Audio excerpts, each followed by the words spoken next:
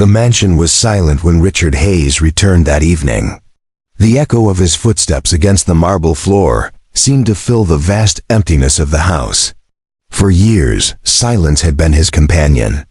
Ever since his wife passed away, his once lively home had felt more like a museum than a place to live. He had grown accustomed to it. But that night, as he set his briefcase down and loosened his tie, something felt different. There was laughter. Soft, genuine laughter drifting from the kitchen. His heart skipped a beat. It was his son's voice, a sound he hadn't heard in so long. Richard paused, curious and cautious, before walking toward the sound. When he stepped into the kitchen doorway, the sight before him froze him in place. His only son, Michael, just 15, was sitting at the counter. Across from him stood the new maid, a young woman named Maria, who had joined their household only a few weeks. Earlier, they were smiling, talking, as though they had known each other for years. Michael's eyes shone with joy, and Maria's face carried warmth and patience. For a moment, Richard didn't know how to react. He was a man of order and discipline, used to keeping emotions at bay. Yet something about the scene pierced through. The armor he had built over the years. He had grown used to Michael's distance, his silence, his coldness. It was as though grief had built a wall between father and son, and nothing Richard had done could bring it down. But here, before his eyes, Maria had found a way through. Richard cleared his throat. Michael turned, startled, and his smile faded.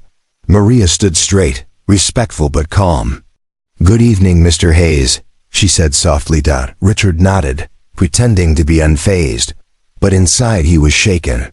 For the first time in years, someone had reached his son in a way he couldn't. And it wasn't him, it was the maid. That night, lying awake in his bed, Richard replayed the image again and again. He thought of the years since his wife's passing, of how he had buried himself in work, telling himself he was doing it for Michael. He thought of the empty dinners, the silence at the table, the distance that had grown like a shadow between them. And now, this young woman, this stranger, was bridging the gap. Over the following days, Richard watched quietly. He pretended to be busy with calls and meetings, but he lingered in the hallways, listening to the sounds from the kitchen. He heard Michael sharing stories about school, about friends, even about his mother, something he had never spoken of to Richard. Maria listened with kindness, never rushing, never judging. Richard realized she had a gift, but his pride wrestled with gratitude. He was a man who had built his fortune with his own two hands, who believed everything could be solved with hard work and money. Yet here was a truth money couldn't buy: his son's healing, sparked by someone who had little to her name. One evening, after a long day, Richard found Michael in the living room, drawing in a sketchbook. He hesitated before sitting down beside him. "You've been talking with Maria a lot," he said quietly. Michael glanced up. "She listens, Dad. She doesn't make me feel alone." The word struck Richard like a blow. Alone. Had his son felt that way all this time, under the same roof? He wanted to apologize, to explain, but no words came. He simply put a hand on Michael's shoulder. It was a small gesture, but Michael didn't pull away. That was enough for now. As weeks passed, Richard began to open his eyes not just to his son, but to Maria as well. She wasn't simply an employee. She had her own story. She came from a poor family, raised by her mother after her father abandoned them. She had left school early to work and support her siblings. Despite her struggles, she carried herself with quiet dignity, never complaining, never seeking pity. She treated everyone with kindness, no matter their station in life. One Saturday afternoon, Richard overheard Michael asking Maria about her dreams. She smiled and said, "I want to open a small cafe one day. A place where people feel at home. Not grand, not expensive, just warm." Michael's eyes lit up. "You'd be amazing at that," he said. That night, Richard thought deeply. He had wealth, connections, the power to make dreams come true. But he had spent so long chasing business deals that he had forgotten the value of helping others achieve their dreams. Maybe this was his chance to change. The turning point came on a stormy evening. Richard returned late, drenched from the rain, and heard soft voices in the living room. As he approached, he saw Michael crying quietly, Maria sitting beside him, her hand resting on his shoulder. "I miss her so much," Michael whispered.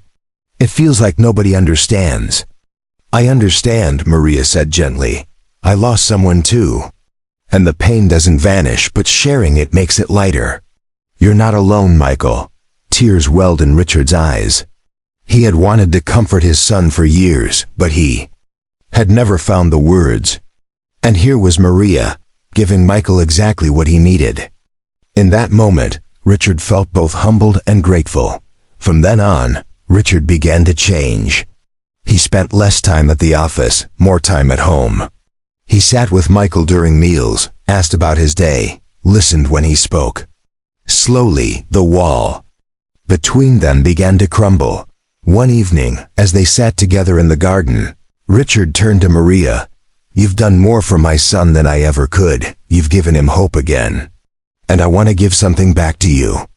"Tell me, Maria, what would it take to make your cafe dream real?" Maria's eyes widened. "Oh, Mr. Hayes, I couldn't." "You can," he interrupted gently. "Let me help, not as charity, but as a partnership. You've given my family more than money ever could. Let me invest in your dream." Tears filled Maria's eyes, and even Michael grinned from ear to ear. Over the next months, Richard used his resources to help Maria secure a small space, design the interior, and buy equipment.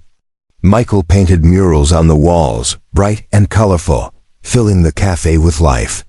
When the doors finally opened, the community poured in, drawn to the warmth Maria created.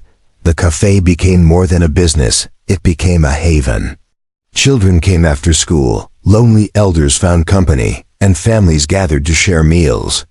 Richard and Michael often visited, and Maria always welcomed them with a smile that spoke of gratitude and hope. In time, Richard realized that the greatest wealth he possessed was not his fortune, but the love and connection that had grown in his home. His son was no longer lost in grief. He himself had learned to soften, to be present, to love again. And Maria, once just a maid in his mansion, had become part of their family in every way that mattered.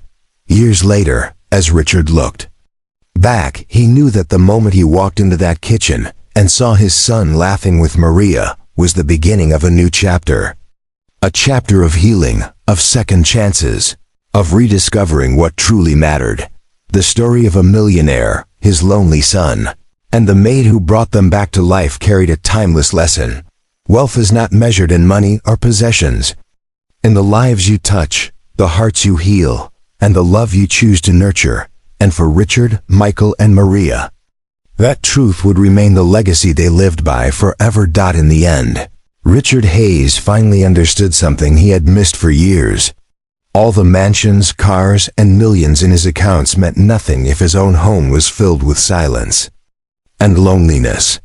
What truly mattered was love, the kind that heals wounds, bridges divides, and gives life meaning. Maria, who entered his home as a simple maid, became the bridge that reconnected a grieving father with his son. She reminded them both that family is not built by blood alone, but by kindness, compassion, and the courage to care. As Richard stood in Maria's bustling little cafe, watching Michael laugh freely among friends and seeing strangers find warmth in the space she created, he realized that this was wealth in its truest form. It was not what you earn, but what you give, not what you own, but who you love.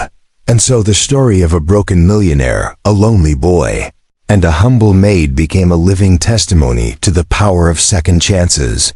Sometimes life doesn't give us what we expect, it gives us what we need. And if we choose to open our hearts, miracles can happen in the most ordinary of kitchens.